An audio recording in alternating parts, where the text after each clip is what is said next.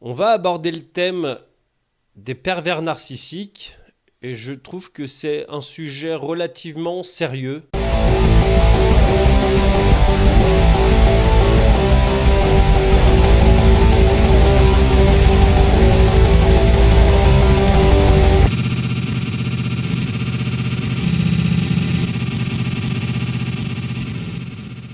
Salut tout le monde, c'est Max, j'espère que vous allez bien. Aujourd'hui, comme dit dans la petite intro, je vais vous parler des pervers narcissiques. Alors on en entend beaucoup parler, c'est un terme qui revient fréquemment, et je me suis dit que c'était important de savoir de quoi on parlait exactement.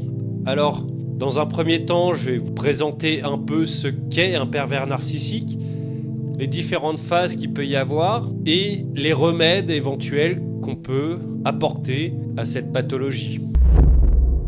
Alors, on va dire le pervers narcissique, ça peut être un homme ou une femme. Ça va être trop compliqué si à chaque fois je dois dire le ou la perverse. Enfin bref. Donc, le pervers narcissique, en fait, c'est une personne qui a un ego surdimensionné et qui va utiliser la manipulation pour arriver à ses fins. C'est une personne qui n'a pas d'empathie et donc elle va choisir des personnes plutôt vulnérables pour pouvoir mieux les manipuler. Ce sera beaucoup plus simple pour elle. Le pervers narcissique, c'est aussi quelqu'un de plutôt charmant. C'est une personne qu'on trouve plutôt sympathique en règle générale quand on ne connaît pas plus que ça. C'est une personne qui aime bien qu'on l'aime. C'est une personne qui aime bien être mise en avant. C'est une personne qui a besoin d'être mise en valeur. La spécificité du pervers narcissique, c'est qu'il va utiliser des personnes pour pouvoir se sentir encore plus mise en valeur. En gros, le pervers narcissique, quand il aura une proie, une victime, il va s'emparer de toute son énergie quelque part, et c'est l'énergie qu'il va capter de cette personne qui va lui permettre de se sentir mieux. Alors, le pervers narcissique, c'est pas uniquement, c'est vrai que dans la plupart des cas, on pense à un pervers narcissique dans les relations amoureuses. C'est vrai que c'est le cas le plus fréquent, en tout cas c'est celui où on s'en rend le plus compte. Mais le pervers narcissique peut aussi agir sur des membres de sa famille, ou peut-être au travail, ça arrive. Donc c'est pas uniquement une histoire sentimentale, ça peut être familial, amical, professionnel ou sentimental. Alors lorsqu'on rencontre un pervers narcissique et qu'on se retrouve victime quelque part de ce pervers narcissique, il existe différentes phases, il y en a 3. Alors comme je l'ai dit, il y a plusieurs relations possibles avec un pervers narcissique.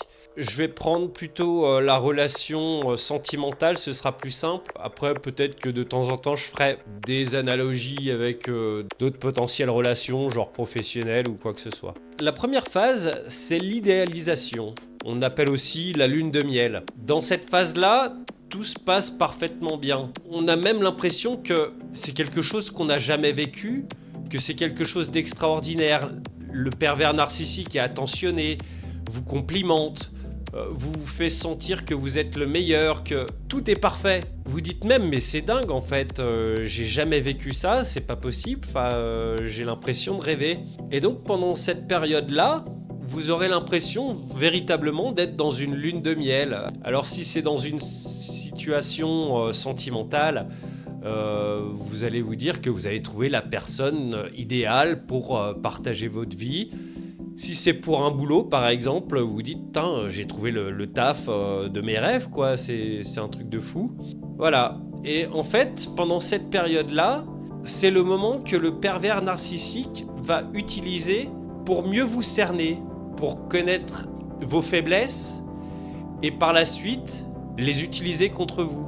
Évidemment, cette période de lune de miel, c'est uniquement de la poudre aux yeux. Le pervers narcissique s'en fiche totalement de vous. Il utilise cette période-là pour vous étudier afin de mieux vous détruire. La deuxième phase, c'est la phase qu'on dit de dévalorisation. C'est-à-dire que petit à petit, le pervers narcissique va vous dévaloriser. Elle va mettre le doigt sur tout ce que vous feriez de pas bien. Elle va accentuer les potentielles erreurs que vous auriez faites. Elle va peut-être même en inventer. Elle va peut-être faire du gaslighting, c'est-à-dire vous faire passer pour un fou, utiliser toutes vos faiblesses pour vous rabaisser. Ces phases-là vont être entrecoupées d'autres petites phases de lune de miel quelque part. C'est pour essayer de vous garder sous son emprise. Effectivement, si à chaque fois vous êtes tout le temps dévalorisé, vous allez peut-être avoir envie de partir. Mais à côté, du coup, le pervers narcissique va vous offrir d'autres moments incroyables, ce qui va permettre de garder une emprise sur vous. Mais à chaque fois, petit à petit, elle va vous dévaloriser de plus en plus. Pendant cette dévalorisation, petit à petit, vous allez vous sentir de plus en plus coupable, alors qu'en fait, vous êtes la victime. Vous vous dites, je fais mal les choses, tout se passait très bien, c'était magnifique, et c'est en train de se dégrader petit à petit. Vous vous dévalorisez, et vous pensez que c'est de votre faute. Là, ça montre que le pervers narcissique a pris vraiment l'emprise sur vous. Petit à petit, vous allez commencer à vous éloigner de vos amis, de votre famille. Vous allez être de plus en plus isolé, ce qui va permettre au pervers narcissique d'avoir de plus en plus d'emprise sur vous.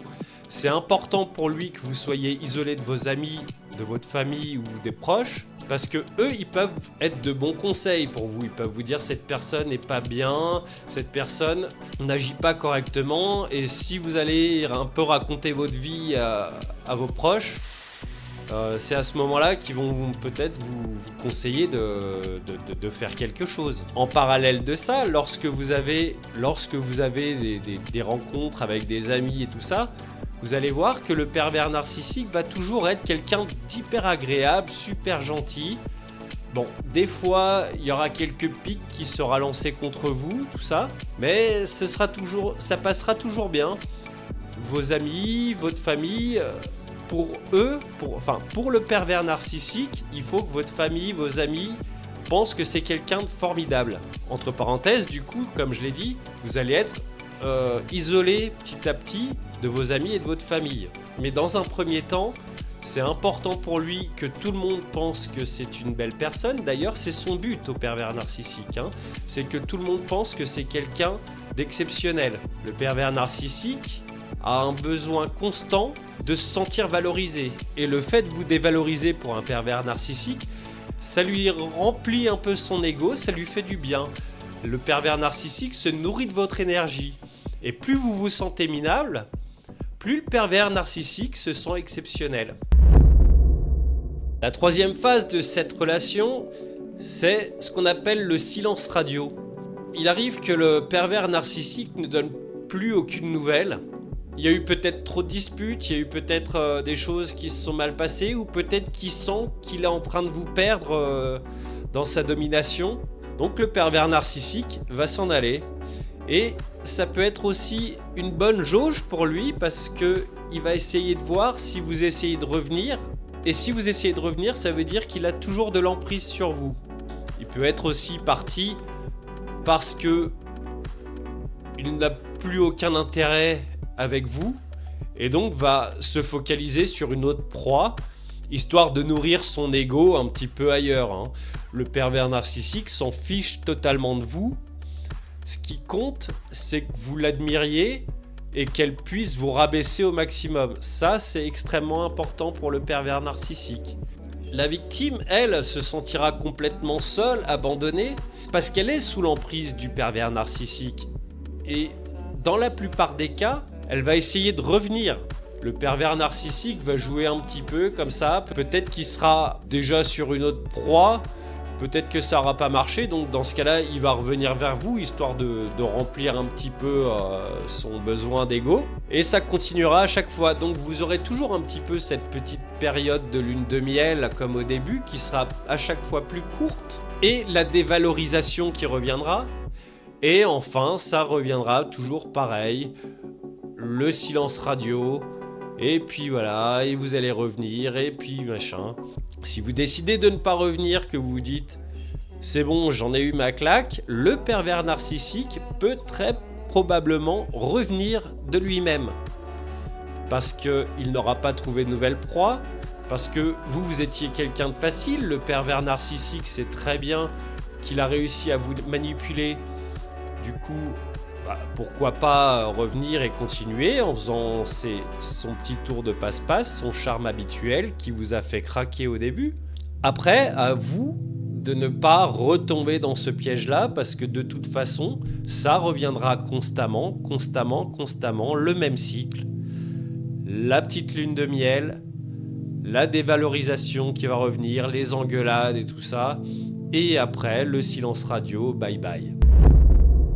Alors, ce qui caractérise le pervers narcissique, c'est, comme dit précédemment, son ego surdimensionné et son besoin d'alimenter cet ego. Pour alimenter cet ego, il va manipuler et pire encore, il va prendre plaisir à manipuler, à rabaisser les gens pour pouvoir se mettre en avant, pour pouvoir se sentir au-dessus, pour pouvoir se sentir supérieur. C'est cette notion de plaisir qu'éprouve le pervers narcissique qui donne le terme de pervers narcissique, justement. C'est une perversion, c'est-à-dire qu'il éprouve du plaisir à vous faire du mal. Et il vous fait du mal donc pour se sentir meilleur, pour se sentir plus fort, pour se sentir plus grand, pour assouvir son besoin. Alors, on peut penser que les gens qui sont victimes de pervers narcissiques sont peut-être des gens crédules. Pas forcément, parce qu'avec cette phase de séduction au début où on est complètement conquis, finalement, on se retrouve dans un état quelque part second et c'est à partir de ce moment-là où on va devenir manipulable. C'est un petit peu comme le vendeur qui veut vous vendre un produit merdique, qui va être super sympathique, où on a envie de lui donner le bon Dieu sans confession, et en fait il va vous entuber. C'est un petit peu le même principe, sauf que le pervers narcissique va vraiment prendre plaisir à faire toute cette démarche de séduction pour vous mettre la tête sous l'eau et bien vous rabaisser comme une merde. Et ça lui procure une jouissance intense de vous voir vous sentir complètement merdique. Bon alors comment remédier à tout ça ? Eh ben, la seule solution, c'est la fuite, le ghosting et ne plus jamais rentrer en contact avec le pervers narcissique. En vérité, et je vais faire mon feldup à mon échelle, depuis le début, je vous ai menti. Je vous ai menti parce que, en réalité, la pathologie pervers narcissique n'est pas une pathologie reconnue dans le monde de la psychiatrie, de la psychologie, n'est pas reconnue dans le monde scientifique. C'est une hypothèse qui est utilisée. C'est une hypothèse qui est relayée aussi par certains psychologues ou pseudo-psychologues. Je pense plutôt que ce sont des psychanalystes plutôt que des psychologues. Au passage, tout ce qui est psychothérapie aujourd'hui est encadré par la loi, en France en tout cas. Donc, il fut un temps où on pouvait lire psychothérapeute, des choses comme ça, notamment pour des psychanalystes. Aujourd'hui, c'est encadré, donc on a des psychologues, des psychiatres et d'autres pratiques qui sont encadrées pour être psychothérapeute. La psychanalyse n'est pas reconnue dans ce cadre-là. La psychanalyse, c'est un petit peu un truc à part, qui est reconnu comme une pseudo-science, qui n'a pas fait ses preuves. Et d'ailleurs, pour être psychanalyste, il n'y a même pas besoin d'avoir fait d'études en psychologie ou quoi que ce soit. Il suffit d'avoir fait soi-même une psychanalyse. En fait, on se passe le flambeau. Donc paye ton efficacité. Bref, comme je le disais, le monde scientifique ne reconnaît pas le terme de pervers narcissique. Alors vous allez me dire, oui, mais c'est pas parce que c'est pas reconnu que ça n'existe pas. Moi, j'ai juste envie de dire que c'est à celui qui veut montrer que ça existe de le prouver. C'est-à-dire que C'est celui qui veut montrer que les pervers narcissiques existent, à qui il incombe la charge de la preuve. C'est pas à celui qui n'y croit pas ou qui dit que ça n'existe pas qui doit prouver que ça n'existe pas. Même si les études montrent qu'il n'y a rien qui pousse à croire que les pervers narcissiques existent. C'est un petit peu comme si quelqu'un me dit moi je dis que les licornes existent, et moi je lui dis non. Et il me dit prouve-le-moi que les licornes n'existent pas.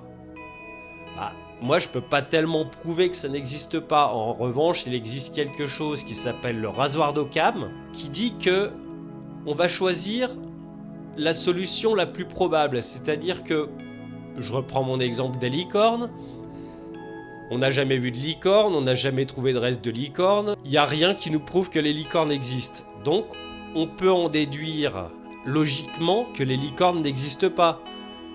Pareil pour l'histoire du corbeau blanc. Si on me dit prouve-moi que le corbeau blanc n'existe pas, je vais pas pouvoir le prouver. Jusqu'à ce qu'on trouve un corbeau blanc. Mais en attendant, on peut juste dire que le corbeau blanc n'existe pas. Bon, après, il y a peut-être des corbeaux albinos, j'en sais rien. Bref, la charge de la preuve incombe à celui qui veut nous prouver ce qu'il dit. Bon, alors une fois qu'on a dit ça, on n'est pas sorti de la merde. Cela dit, il y a quand même une petite lueur au bout du tunnel. C'est-à-dire qu'il existe des vraies pathologies qui existent, dont la plupart sont soignables. Alors pour ceux qui pensent que les pervers narcissiques existent, il n'y aurait pas de traitement, il n'y aurait rien à faire, c'est des pourris jusqu'à l'os. Bonne nouvelle, le pervers narcissique donc n'existerait pas logiquement, selon la science en tout cas, et moi je crois plus la science que un tel ou un tel. En revanche, les psychologues, les psychiatres connaissent des pathologies qui pour la plupart sont soignables. Bon alors pour la plus pessimiste, il y a la psychopathie. Alors celle-là se soigne pas. Donc le psychopathe, on en a tous entendu parler, hein, c'est quelqu'un qui n'a absolument pas d'empathie, comme le pervers narcissique supposé, et qui aime faire du mal aux gens. Lui il se soigne pas. Donc ça c'est con. Donc si ton supposé pervers narcissique est un psychopathe, là c'est pas de bol, il faut te barrer. On a aussi des personnes présentant des troubles borderline. Alors, ce sont des personnes qui vont avoir un profil assez proche du supposé pervers narcissique, qui vont manipuler les gens, mais pas pour les mêmes raisons. En fait, ce sont des personnes qui ont un manque de confiance en elles et qui ont une peur de l'abandon. C'est-à-dire qu'elles ne vont pas manipuler par plaisir, comme le pervers narcissique, mais par peur de l'abandon. Ce qui est paradoxal, c'est que, en fait, elles vont tout détruire alors qu'elles ont peur d'être abandonnées. Il existe des traitements, ce sont surtout des traitements psychologiques, il n'existe pas spécialement de traitements médicamenteux qui vont permettre de guérir, mais en tout cas, il va y avoir certains médicaments qui vont pouvoir aider la personne ayant des troubles borderline, comme des antidépresseurs, des antipsychotropes. Ça va les aider. En revanche, il va falloir une psychothérapie en plus des médicaments. Les médicaments ne serviront qu'à apaiser, mais ils ne serviront pas à guérir. Seule la psychothérapie pourra aider la personne ayant des troubles borderline. Enfin, en tout cas pour cette vidéo, parce qu'il y a d'autres pathologies, mais il y en a tellement, et puis je suis pas psychiatre, et puis je suis pas tout ça, et puis j'ai pas envie de tout développer. Peut-être que si vous avez envie qu'on développe ça une autre fois, vous le mettez dans les commentaires et on essaiera de faire une vidéo un peu plus sur ces pathologies psychologiques. Dans ce cas-là, il va falloir que je fasse un paquet de recherches, déjà que j'ai fait pas mal de recherches sur ça. Donc enfin, on a les personnes, et pour moi, c'est ce qui se rapprocherait plus du supposé pervers narcissique. Ce sont les personnes ayant des troubles narcissiques. Alors donc ce sont des personnes qui ont un ego surdimensionné, c'est des personnes qui ont besoin tout le temps d'être mises en avant, ce sont des personnes qui sont très proches du pervers narcissique quelque part et qui vont aussi utiliser les gens pour alimenter leur ego. C'est une pathologie qui se soigne, mais qui se soigne pas facilement parce que, pareil, il n'y a pas de médicaments pour soigner le trouble narcissique et il faut pour ça faire une psychothérapie. Le problème, c'est qu'étant donné l'aspect justement narcissique de la personne, ça va être compliqué de se remettre en question. Quelque part, ça va être se dévaloriser, de se dire qu'on a un problème. Pour une personne narcissique, c'est vraiment compliqué d'aller faire une démarche comme ça. Est-ce qu'il y a des possibilités de lui faire prendre conscience de cet état-là? Peut-être, peut-être pas. Je pense qu'il faut aller chercher les informations où elles sont. Peut-être chez un médecin, peut-être... voilà. En tout cas, tout n'est pas perdu, même si c'est très compliqué. Après, il reste la fuite aussi, mais... Tout dépend ce qu'on cherche. Mais contrairement donc au supposé pervers narcissique, il n'y a pas ce côté jouissance de faire du mal à l'autre. La personne souffrant de troubles narcissiques le fait par nécessité, parce qu'elle a besoin de se sentir valorisée, a besoin de se sentir supérieure. Elle va pas ressentir de plaisir à rabaisser les autres pour assouvir son ego. Ce sera peut-être même plutôt une souffrance. Tandis que le pervers narcissique, lui, ça lui fait du bien. Il souffre parce qu'il a besoin de remplir son ego. Et la façon de le faire, en manipulant, en rabaissant les autres, ça lui fait du bien aussi. C'est là où est la différence. Sauf que, encore une fois, l'existence du pervers narcissique n'est pas prouvée. Mais, en tout cas, ça nous permet d'avoir une petite lueur d'espoir. Et pas de partir dans les délires comme on peut trouver partout, de le pervers narcissique qui se soigne pas et machin. Voilà. Non, si c'est un psychopathe, là c'est baisé. Mais d'autres pathologies qui sont relativement proches de celles du supposé pervers narcissique sont soignables. Bon alors pourquoi j'ai voulu vous parler de ça ? Alors c'est vrai que moi j'avais fait quand même pas mal de recherches il y a pas mal de temps par rapport à ça, notamment parce que on m'a dit que j'étais un pervers narcissique, et j'en suis un, parce que je n'existe pas, je suis une IA, et notamment parce que c'est quelque chose dont j'ai beaucoup entendu parler, j'ai l'impression que c'est quelque chose qui est à la mode, et j'ai potentiellement eu l'impression d'en avoir été victime aussi.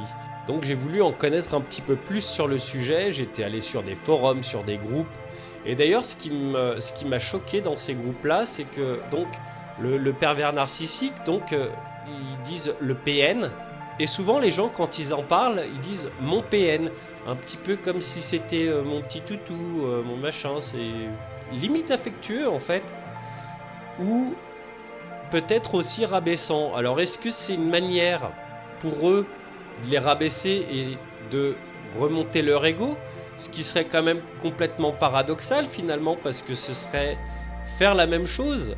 Alors après, on peut dire œil pour œil, dent pour dent. Ça dit, je pense que si on est un petit peu au-dessus, on n'a pas envie de se rabaisser au même niveau que l'autre. Et je pense qu'il faut être plus intelligent que ça. Après, la souffrance des gens, elle est réelle, et c'est important aussi de pouvoir trouver des branches auxquelles se raccrocher quand on n'est pas bien, et c'est vrai que partager peut-être là-dessus, ça peut aider. Le souci, c'est que j'ai l'impression que c'est quand même quelque chose à la mode, et que tout le monde a été victime de pervers narcissiques. J'ai pas regardé le nombre de pathologies qu'il pouvait y avoir, mais j'ai l'impression qu'en tout cas, ce qu'on suppose être des pervers narcissiques, c'est énorme quoi. En gros, un mec qui aurait trompé sa femme ou une femme qui aurait trompé son mec, c'est un pervers narcissique. Quelqu'un qui gueule un peu, c'est un pervers narcissique. Quelqu'un qui t'aurait fait une réflexion qui t'a pas plu, c'est un pervers narcissique. Je pense qu'on rentre complètement dans un délire qui va au-delà de la raison. Donc, c'est important aussi de se poser les bonnes questions. l'histoire de la lune de miel, de la dévalorisation du silence radio, tout ça, je pense qu'aussi c'est un peu quelque chose de... Alors je vais pas dire normal, parce que voilà, je vais quand même essayer d'expliquer ça. Quand on est au début d'une relation, que ce soit sentimentale ou professionnelle, hein, mais si je pars sur le sentimental, au tout début, il y a toujours un petit peu un genre d'euphorie où ça se passe, c'est un peu foufou, c'est magique, tout ça. Pareil pour un boulot où ça se passe bien, on se dit putain ouais c'est le taf de mes rêves, c'est trop cool, ça se passe bien. Après il y aura toujours un moment où on se confronte à la réalité, et la réalité elle est quand même un petit peu moins sympathique. Et donc c'est vrai qu'on va s'engueuler. On va s'engueuler avec sa compagne ou son compagnon, on va s'engueuler avec son patron, son collègue, son machin. Ça va se passer un petit peu moins bien. On va se faire des reproches, tout ça. Pour moi, c'est quelque chose de normal. Hein, et c'est vrai que si on prend ça comme cadre de présentation de pervers narcissiques, c'est vrai que dans ce cas-là, n'importe quelle situation, on va la comparer à ça. La différence, c'est qu'il existe réellement des manipulateurs, comme je l'ai dit, hein, les borderline, les troubles narcissiques, tout ça. C'est des gens qui vont vous manipuler. Pas par plaisir, je le répète, mais par nécessité ou par mal-être. Et ces manipulateurs, donc, il faut pouvoir faire quelque chose avec ça. Donc, soit fuir, soit des soins. Chacun sa façon de voir les choses, n'empêche que c'est facile de mettre une étiquette sur quelqu'un sans jamais vraiment savoir ce qu'il en est. Toujours est-il qu'il faut pouvoir se préserver de ces relations toxiques, parce que ce sont des relations véritablement toxiques qui vous font du mal, qui peuvent vous faire du mal, donc non seulement à vous mais aussi à vos proches, qui peuvent causer des dommages collatéraux. Et c'est important de pouvoir s'en prémunir, peut-être aussi de pouvoir détecter certains signes avant-coureurs de cet état-là, pour pouvoir se préserver et peut-être aussi préserver la personne, donc le bourreau, mais peut-être que le bourreau est aussi victime quelque part. Je n'ai pas la réponse à cette question, mais si on peut déterminer déjà les choses clairement et pas dire c'est un pervers narcissique, c'est pas soignable, il faut qu'il crève. Je sais pas trop si c'est la bonne solution. Alors évidemment, être victime de ça, c'est vraiment pas évident. Et souvent, bizarrement, ce sont les victimes qui vont aller faire des psychothérapies suite à ces relations-là. C'est paradoxal aussi. Parce que finalement, ceux qui en ont le plus besoin, ce sont les malades. Et le problème, c'est qu'en France, tout ce qui est psychiatrique, psychologique, c'est quand même bien laissé de côté. Le délabrement des hôpitaux, le nombre de lits qui diminue en psychiatrie. Alors il y a eu un effort qui a été fait au niveau psychologique, le remboursement des psychologues. Bon, j'en avais parlé avec ma psychologue.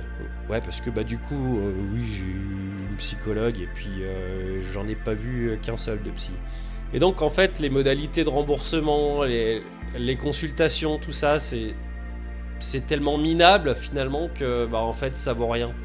Donc il faudrait vraiment une politique plus forte pour tout ce qui est psychologie, psychiatrie. Parce que le bien-être physique c'est une chose, le bien-être moral, le bien-être psychologique, c'en est une tout aussi importante. Et je pense que ça mérite autant d'attention que le physique. Et le jour où ce sera fait correctement, là on pourra vraiment dire que c'est énorme.